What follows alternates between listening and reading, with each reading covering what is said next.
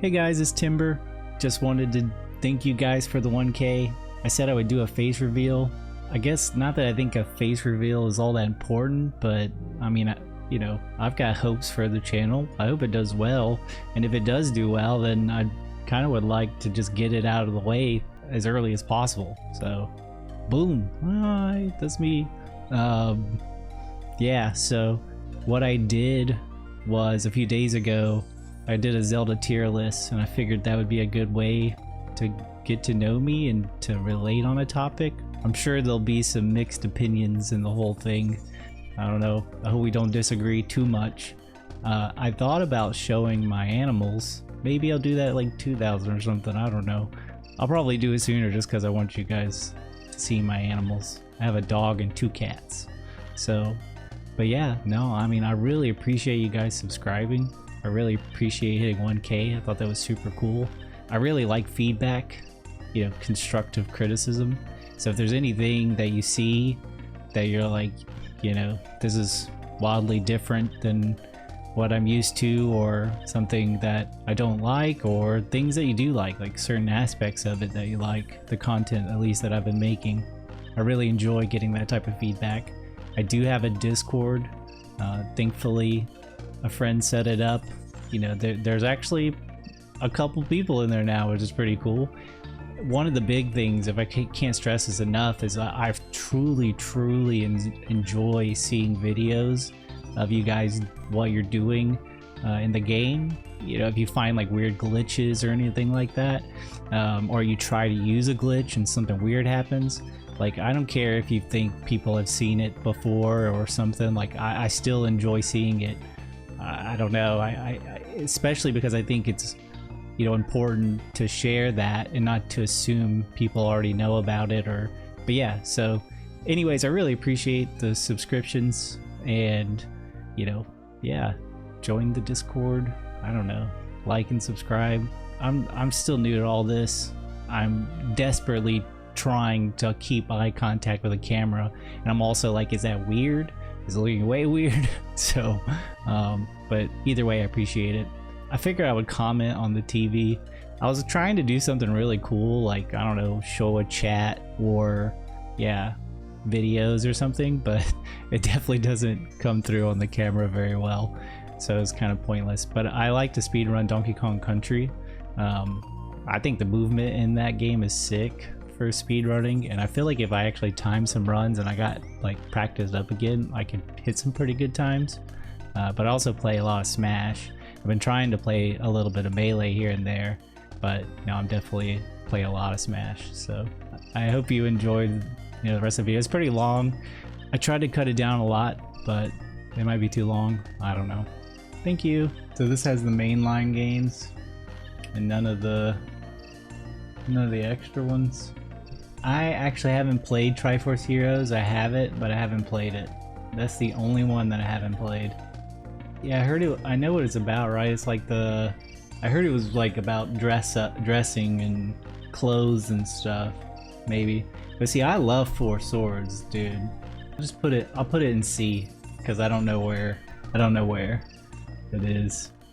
I'm really into, like, if it's a multiplayer game, like if more than one person can play it, kind of like Four Swords was, then I want to play it like that. I want to play it with 2 other people, you know, and from what I can tell, you can play with 2 other people in that one. And in Four Swords, you could play with 3 other people and have the Game Boy hookup and everything. And I had all that stuff. And so I had the cables for Four Swords Adventures, and I played a good bit of it with like a couple of friends, but we never beat it. I never really wanted to play it unless I had friends to play it with, and I one day want to find people that'll just retro with me and play that. But I really like the idea of Four Swords Adventure, but I won't pick that one just yet. What should I do? Should I, like, do you want me to put my least favorite to my favorite, or do you want me to go in the order that it shows, or do you want me to go from my favorite to the least favorite in the order that it shows on here? Okay, so Ages and Seasons, it has a really big soft spot for me. They were the first Zelda games that I played. I had them both on the Game Boy as a kid. I don't know how I got them. I've got no memory of like when I got them, but I do know that I acquired them somehow and played both of them. I remember being super stuck on them too. I think you have to crawl in the mouth of one of the Zoras. I don't have a really good memory. It's been a minute since I played them, but I really loved Seasons because I loved the rod that changes the seasons, and it was kind of like almost like a Metroidvania in a way, where like you had to change the seasons to be that specific, you know, season to unlock certain areas or get past certain obstacles or something. I was all about it. Like, that was me. I would say that they're both gonna be A for me. Yeah, it probably will be. I ramble. I'm a fucking rambler. If you couldn't tell from like the intro skit video, I ramble like a mother. So the next one is it's hard to see it, but that's the Four Swords Adventure, or the not the one on the GameCube, but the one on Advanced. I didn't really play that one either. I always thought that they were very similar. I know the story to it and everything, but well, I'm gonna skip it. I'm gonna skip this one. I'll put them at the end so they're not in the way. All right, Wind Waker. I was a kid when Wind Waker came out, and I was in that camp of people that were like, I saw the graphics and I was like, this is about to be one of the games. So it's gonna be so bad. These graphics are way too much of a change. I couldn't get behind it when they first showed the graphics, but like I was a Zelda fan, so I'm like, I'm gonna play it anyways. And yeah, it's S tier. It was such a unique feeling to have hated the graphic style so much at the start before I even knew what it was, and then to play it and be like, oh my god, this game is so good. The only thing, and I'm sure everyone says it, is that whole picking up every little piece of the Triforce. That sucked, but just the whole concept of it, and the art style.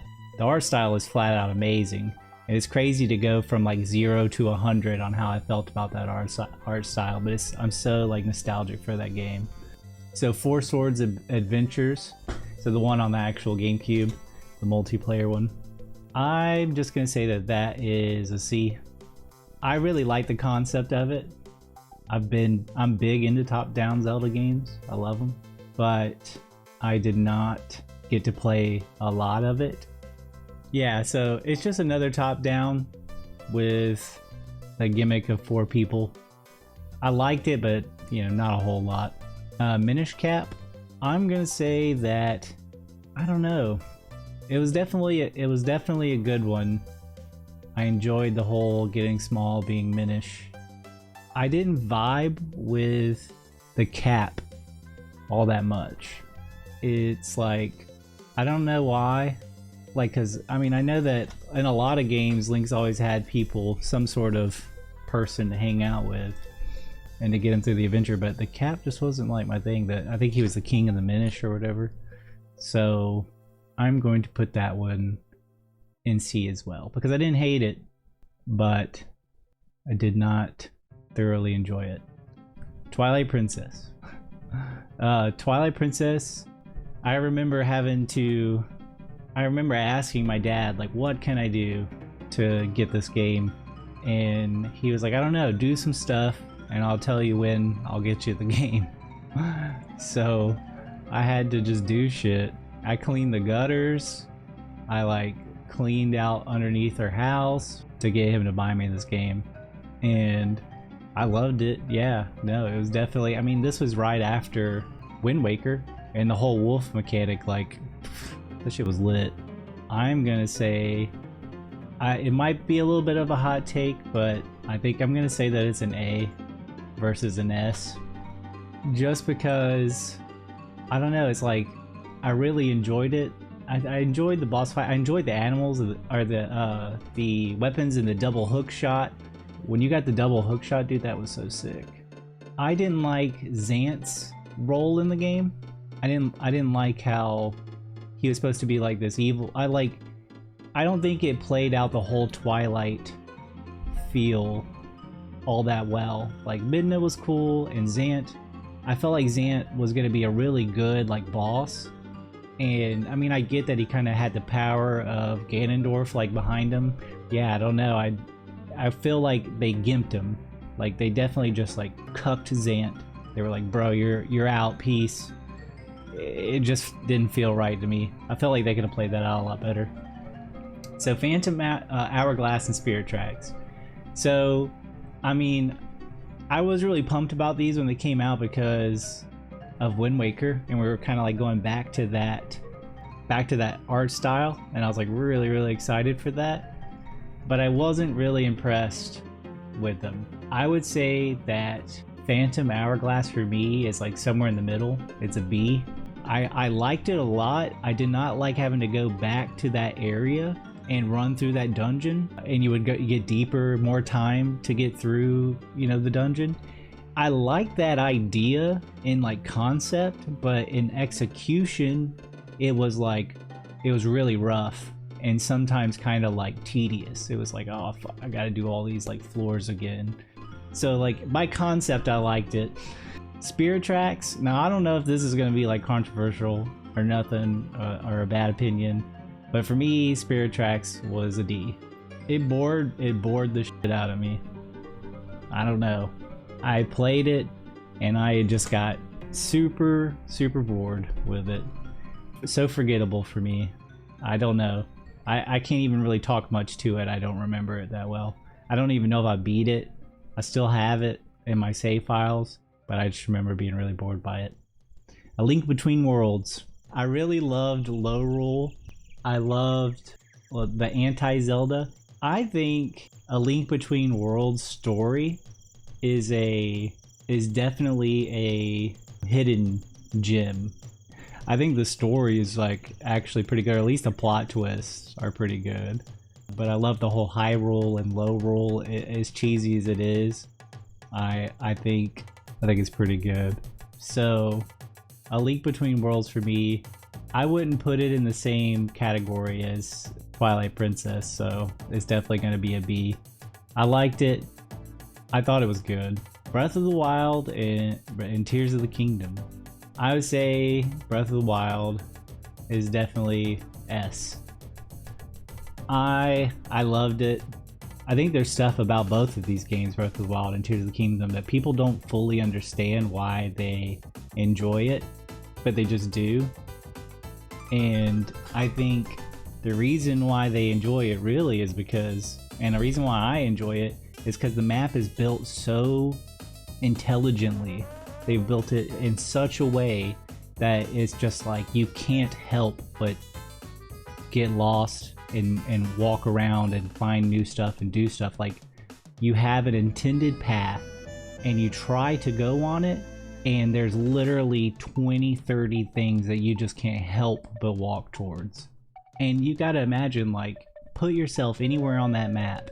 I would say about a good 80% of that map, if you were to randomly drop yourself on that somewhere in there, you could literally just see so many different things to do and be happy and still go do it. And I think that's what's fun, is like, especially for new players or people who tend to get lost in open world games, you know, as long as they know, just keep going, just keep doing stuff, do what you see. And I think that was one of the big, to get into Tears of the Kingdom, I was nervous, I think like everyone else was, a little bit, that it was reusing the map. And I knew it was going to be different, and I knew we had the Sky Islands, and I wasn't too nervous, but I was like nervous enough. And when I played Tears of the Kingdom, I was actually surprised, because like, you know, you have your memories playing Breath of the Wild. You have the spots that you like, you know, the things that you did that bring back memories, but that's not 100% of the map. You can't hold on to that like many memories and or actually visit every tiny little section of Breath of the Wild's map. You know, it would take a lot. I would argue that a lot of people haven't done that. The majority of people haven't searched every nook and cranny of Breath of the Wild's map. And so playing Tears of the Kingdom, it changes things. You know, there are definitely, it was really nice to go back and see areas that I've been to and why they look different. But also, like, there were areas where I'm like, I don't remember this. I don't remember being in this area, you know, like, why didn't I ever come here in Breath of the Wild, you know? And I may have, I just don't remember it. But I would say that Tears of the Kingdom for me is still an A versus an S. And I don't know, that's tough. I would say it's between, I'd say it's like high A, right? Like definitely high A if I were to put these in order. Because it's extremely good and I love the building stuff and the physics engine in the game. It's a miracle that the game runs without a lot of problems. Yeah, I do think there are some unused potential. And yeah, when it gets DLC, that'll be sick. I'm really excited for DLC for the game. But for me, like, I really enjoyed Breath of the Wild's rooms, right? The bomb room, stasis, magnesis. I mean, we don't really talk about Cryonis, but but those are really good. And in this game, like, they're good, but they're not like as good. Like Ascend is literally just like, let's get out of the cave. You know, there are a couple of Ascend-ish puzzles, right? But it's really just the tool you use to get out of a cave when you've gone too deep or you've already checked it all out. So that's one for me that's just like not really even a move. It's Tears of the Kingdom's Cryonis. Ultra Hand is Magnesis, but you know, Ultra Hand is more about sticking than it is grabbing. And I mean, that's pretty cool. I don't know. I mean, nothing beats the stasis launch. The whole reason I got into Breath of the Wild speedrunning was stasis launch. It was so sick. I thought, I mean, yeah, you can do kind of stuff like this, and this game's tech is still getting there, you know, but the tech in Breath of the Wild was just so much fun. I mean, the bullet time bounce, like, that was so sick. But yeah, so I could talk all day about Breath of the Wild and Tears of the Kingdom. Skyward Sword. I never learned how to BLSS. I just, I got out right when Wind Bombs was found, and I was kind of messing with it. I only speedrun Breath of the Wild for like a month, really. It was when they announced Tears of the Kingdom, and I was like, look, you know, I'm sure some of it will be similar, so let me learn how it's going. Skyward Sword. I agree. I think Skyward Sword does get too much hate. And I mean, honestly, it's tougher now that Tears of the Kingdom's kind of really messed up the storyline a good bit, because this was supposed to be the beginning of the story, and I was really like hype about that. I thought it was really cool that we were actually getting something to show the beginning. I loved the fact that it has demise and that he cursed the Master Sword to have the three of them forever bound in a, you know, a never-ending cycle of reincarnation and fighting each other. I love that. I thought that was cool as shit. It made everything make sense, right? I'm gonna put Skyward Sword. I would definitely put Skyward Sword in A. Right? I could talk about the lore all day. And I mean, I'm not a person that's like gonna be super like needy of lore, but I do like to talk about it. A Link to the Past. I mean, technically A Link to the Past is the first game that I speedrun, because you could beat it in like, what, 3 minutes with a little glitch, and I did it just because I was like, well, I didn't know you can do that. But I had the Super Nintendo. I really enjoyed A Link to the Past. You know, for kind of getting out of the older Zelda games, it definitely definitely slaps. I would say that it's probably A above Seasons and Ages. I played that after I played Seasons and Ages, and I enjoyed it. I don't know, I got fond memories of it. So The Legend of Zelda, the original one. I actually owned it. I wasn't really old enough to play it, like the Nintendo was a little bit. I had a Nintendo before I was born. I don't really remember playing it all that much, and I tried to go back and play it throughout the years, but it just really, yeah, it was really difficult, and you kind of need a walk through with it for sure. I would say that I do like the fact though that Breath of the Wild really pulls inspiration from the original one. Just run around and hit and look and hope for the best. But it's hard to say. I don't have a nostalgic tie to the original game, nor have I gone back and played it. Or I've gone back and played it, but you know, like, did I find it truly memorable or an attachment? You know, no, not really. So I have to say that The Legend of Zelda is probably B for me. So The Adventures of Link. I played it and beat it, and I know it gets a lot of hate for what it is, but I didn't find it all that bad. It's not like, you know, it's not too high on the list or nothing, but I don't think that it deserves its D status. I would say for me it's probably the second to last game, but I didn't hate it, you know. It just didn't really vibe with the rest of what Zelda had going on. It was really difficult. Link's Awakening is definitely one that I played as a kid. I had the Game Boy version, or the Game Boy, the Link's Awakening DX, and the remake. The remake was so good. I honestly pray that they go back and use that, so they can use the same engine, and just remake Ages and Seasons and remake A Link to the Past. Like, why not? It's very close to, you know, that anyways. I'm sure you make a couple of changes, so yeah, I mean, honestly, I'd be down with the remake of Zelda 1 as well. Like, just like, I honestly don't really care that it has to be some like crazy fancy upgraded graphics game. Like, I really don't need that at all.